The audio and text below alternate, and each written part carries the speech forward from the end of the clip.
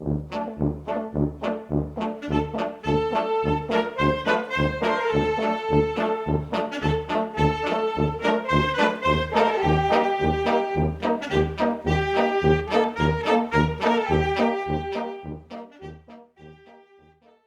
dans un climat de tension et d'incertitude que les prisonniers et déportés rentrent des camps.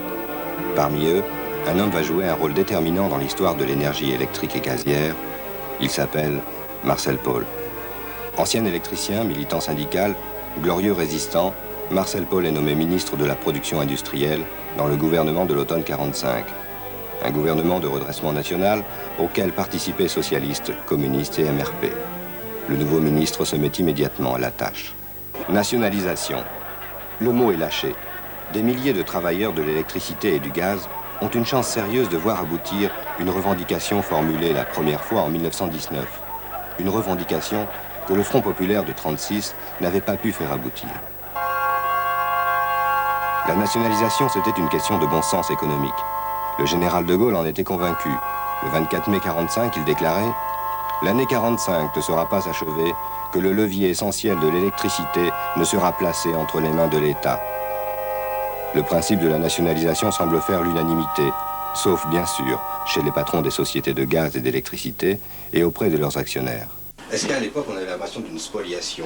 Est-ce que ça s'est fait? Il y a certainement eu des gens qui ont eu cette impression, mais il y en aura toujours. Devant toute initiative qui n'enrichit pas, vous savez, on raconte, je suis lyonnais, alors il y a beaucoup d'histoires méchantes sur les soyeux, les industriels lyonnais, et on raconte cette histoire. L'un d'eux rencontre son ami et lui dit « Mais tu as l'air tellement triste, qu'est-ce qui ne va pas, les affaires ne vont plus ?» Et l'autre dit « Mais qu'est-ce que tu me racontes? Tout le monde sait que ton affaire marche très bien. » Il dit « Mais non, l'année dernière j'ai gagné 500 millions, cette année j'en ai gagné 499. C'est la catastrophe, n'est-ce pas ?» Bon, il y aura toujours des gens pour gémir, mais je n'ai pas le souvenir qu'il y a eu d'une manière consistante, enfin, méritant de retenir l'attention, de doléances devant cette nationalisation. La bataille pour la nationalisation a pourtant été rude. Chaque groupement d'intérêt, chaque parti politique préparait son projet.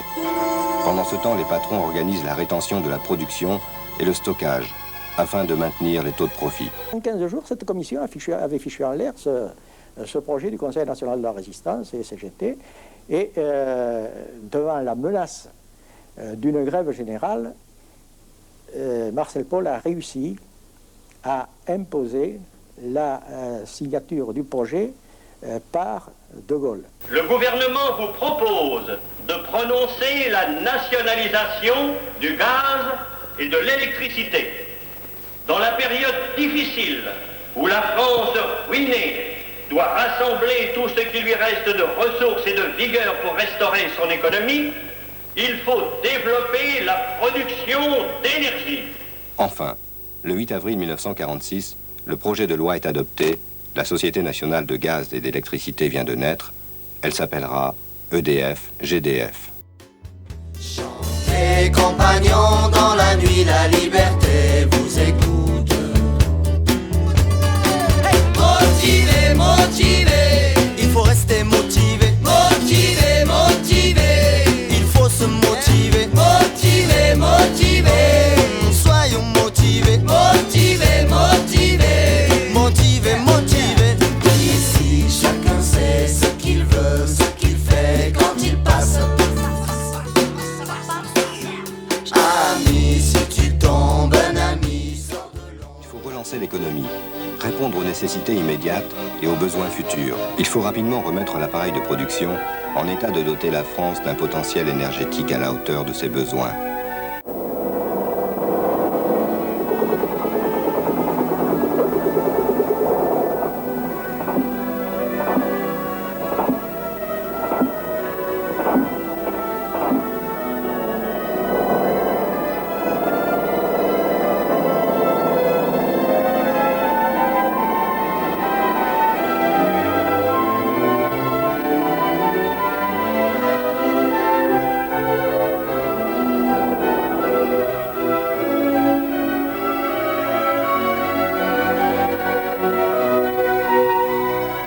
que sur l'énergie, il n'y a pas qu'une seule énergie, il faut diversifier les sources d'énergie et en même temps, donc avoir une vision sur 30 ans et prendre différents facteurs. L'environnement, on ne peut pas ne pas prendre aujourd'hui en compte l'environnement et surtout les accords de Kyoto. On les a signés, malheureusement il y a des pays encore qui ne les ont pas signés, mais là-dessus aussi, quand on parle d'énergie, prenons aussi les accords de Kyoto, et là-dessus il y a des énergies comme le nucléaire, comme d'autres.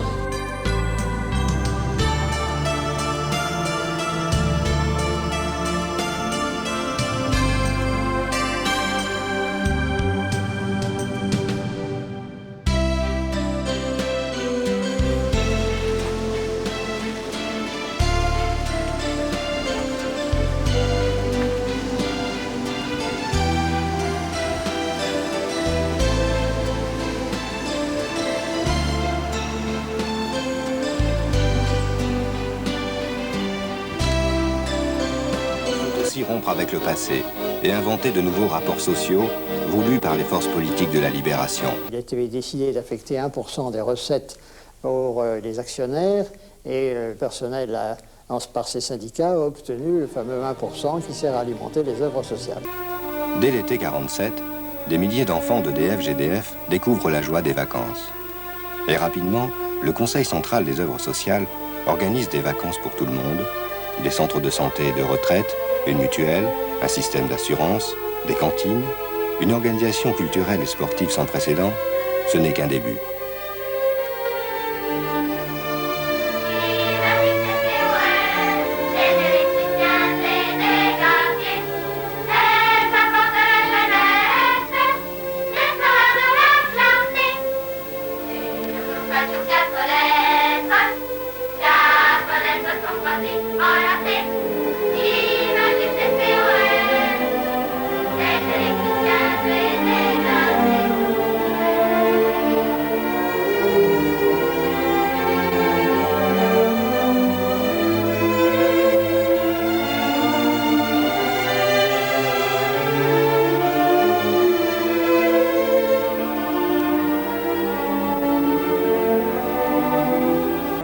Penser que du 1% pour les œuvres sociales des travailleurs de l'électricité et du gaz, bon, dans quelques mois ou dans quelques années, ils reprendraient ça.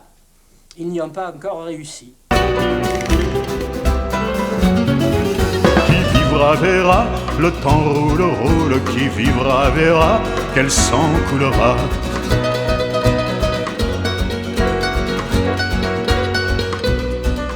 Passant les bourgs de terre cuite, les labours perchés dans les airs, sur un chemin qui fait des huit, comme aux doigts maigres des jésuites, leur interminable rosaire. Le vent qui met les rois en fuite fouette un bourricot de misère vers l'Escorial au désert.